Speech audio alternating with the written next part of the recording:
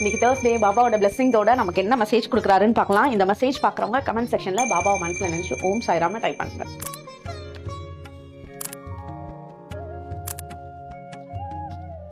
உங்களுக்கு இப்ப இருக்கக்கூடிய சிச்சுவேஷன்ஸ்ல காலப்போக்குல சில மனிதர்கள்னால உங்களோட நல்ல சில குணங்கள் வந்து உங்களை நீங்களே அறியாம அது உங்களை இருந்து விலகி போயிட்டு இருக்கு. நீங்க சம்வேர் வந்து நீங்க நல்ல பொசிஷனுக்கு வந்திருக்கலாம், முன்ன இருந்ததுக்கு இப்போ வந்து ரொம்ப பெட்டரான லைஃப்ல இருந்திருக்கலாம், பெட்டரான லைஃப் பார்ட்னர் கூட இருந்திருக்கலாம்.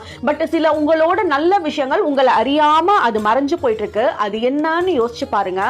அதை யோசிச்சு அந்த நல்ல விஷயங்களை இந்த வாரம் முழுக்க நீங்க செய்யறதுக்கு ட்ரை பண்ணுங்க, அதை பிராக்டிஸ் பண்ணுங்க.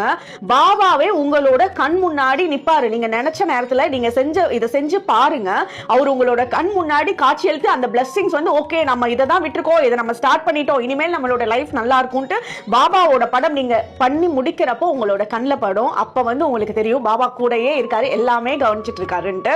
ஸோ பாபாவோட அருள் எப்பவுமே நமக்கு இருக்கு. அவரோட வழிபடி நம்ம நடக்க நடக்க நமக்கு நல்ல பிளெஸிங்ஸை கொடுப்பாரு. ஓம் சாய்ராம்.